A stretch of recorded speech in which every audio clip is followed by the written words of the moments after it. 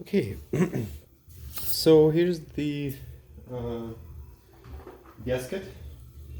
Looks like this. Super nice and soft, not like the old one. Here's the part number for that from Suzuki. It's 11189-78K10. So, as was mentioned before, make sure that all the surfaces where the gasket is touching is dry and clean, no oil, no solvents. Same thing on a head. So everything is perfectly clean, and now we can install the gasket. It has to go into the cover first.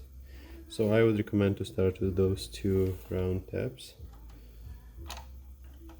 So just install it, push it in, and usually these gaskets, they have all the curves for the head, for the valve cover. So you can see that for every opening there will be a curve, so make sure that they fit properly. Don't stress them too much, just gently push them in. Just want to see how this looks.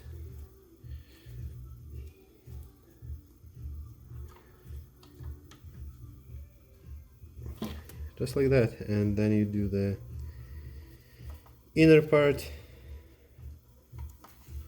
so everything is nice and flat, nothing is twisted, and all the way in.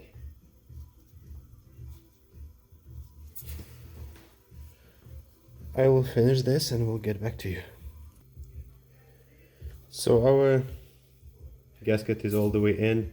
As mentioned before, we'll apply some blue RTV silicone. So two spots where the timing cover meets the block. You don't need much. You are not making a gasket. You just applying a thin layer to prevent a leak on those uneven surfaces. So just a tiny bit, because if you put too much, there is the chance that the gasket won't sit all the way down properly and won't seal.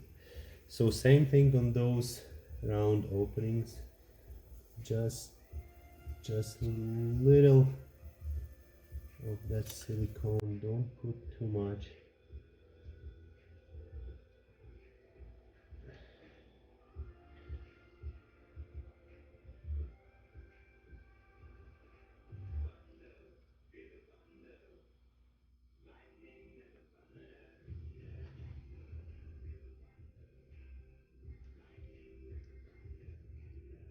So there should be no actual layer, just we apply it kind of like a paint, just to dress it, and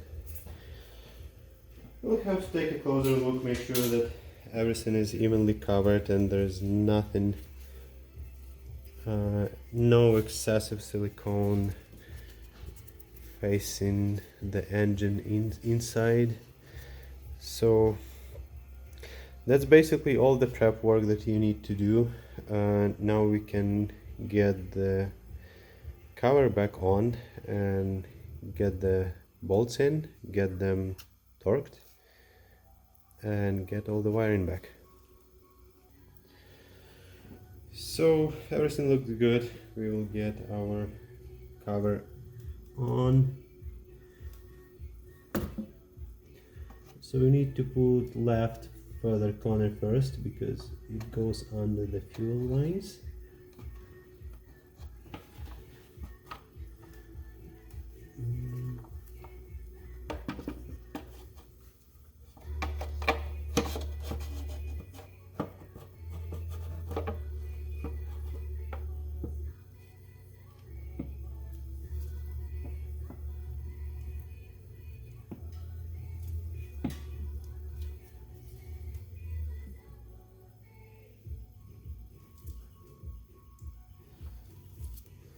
I will get few bolts in place just so it's in proper position, and then I will double check those round openings on the back, because those pieces of rubber are quite big and there's probably the chance that they might not sit properly.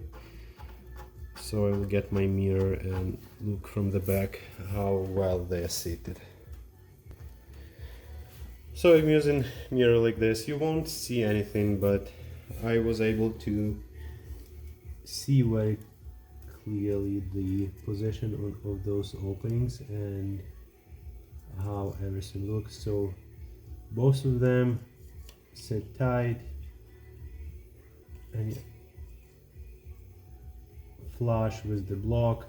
So now we should be good to install all the bolts and get them to the torque specs. So I have all the bolts in place. They are not tight yet. So this is 6mm bolts, and I could not find the torque specs or torque pattern for this vehicle because this is Suzuki, obviously. So I will be doing 80 inch-pounds of torque, what is quite common for 6mm bolts in the aluminum body, and we will go cross pattern from the inside of the head. So we will start over here.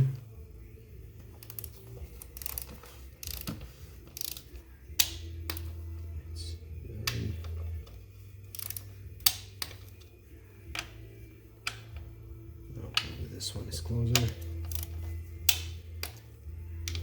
This.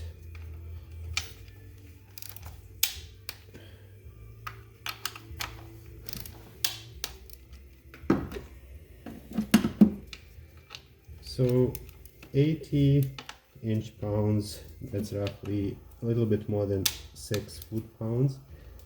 So that's not much at all. So just, if you do it without the torque wrench, with the small ratchet like this, you shouldn't apply a lot of pressure at all. So basically, yeah, like, don't put too much pressure. I don't recommend to do it without the torque wrench, but if it happens that you have no choice, get it tight, but do not put too much pressure on it. This is, so do this, do this, do this.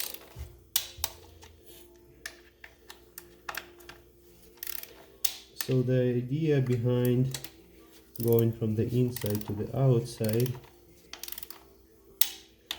so if you are stretching the gasket or head or cover itself, so it has room to stretch, so you push it first this way and then push it this way, because if you go from the outside,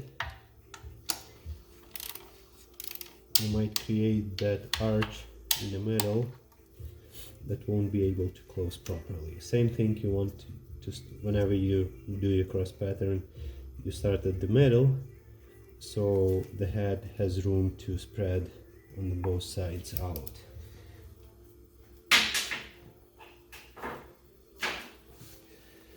So we got all this torque. Now we can get our hoses back.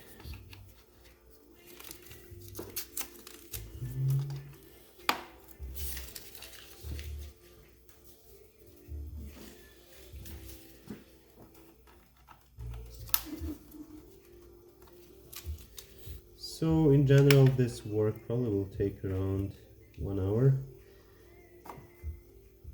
Don't need any special tools, you need a torque wrench with preferably inch-pounds. So now we can get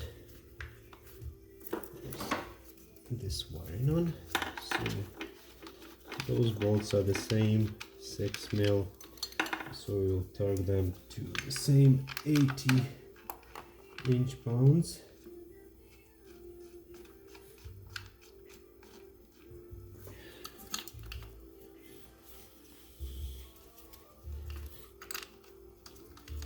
Very important while you do this job, make sure that everything is clean, nothing falls inside the engine, no dust, no debris, no parts, no bolts.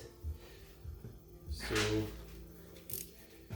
we'll torque again to 80 and 80.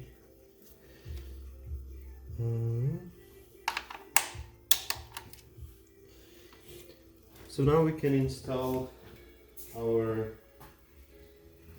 ignition coils.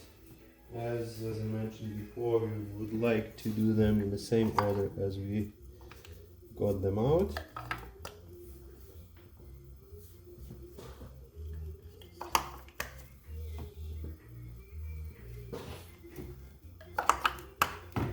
And install the bolts.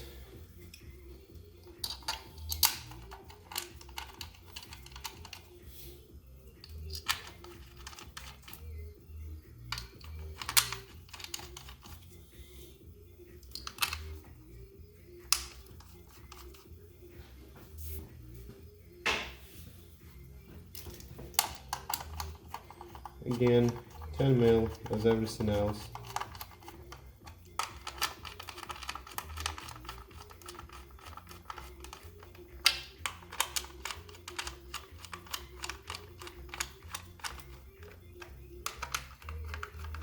In terms of the parts,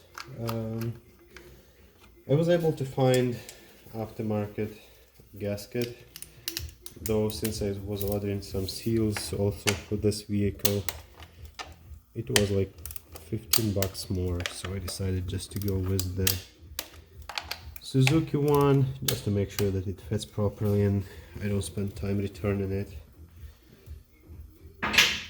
So now, make sure that your plugs are clean.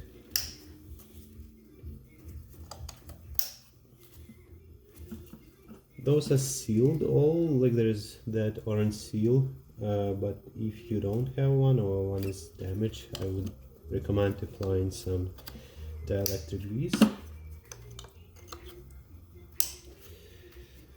So everything is in place. We won't start the vehicle. We will let that RTV silicone dry out. Another thing that I will do, just using brake clean, go all the way around, because before it was leaking oil, it was burning oil and made not pleasant smell. So after this job, it's a good idea to go around, wash it off, so there is no more oil smell around, and it will be easy to check if you have any leaks, if everything is cleaned around. One precaution about this, make sure that your engine is 100% cold, because brake clean is super flammable. Don't use it around hot engine. Yes, and I guess the last part will be to install the engine cover that has 1, 2, 3, 4 rubber boots, and it sits on those 4 pins. So just go around the oil cap and then slowly, gently push it in. And it's all done. Thanks for watching, guys. Hopefully this will help somebody to do the job by yourself. Take care. Thank you for watching.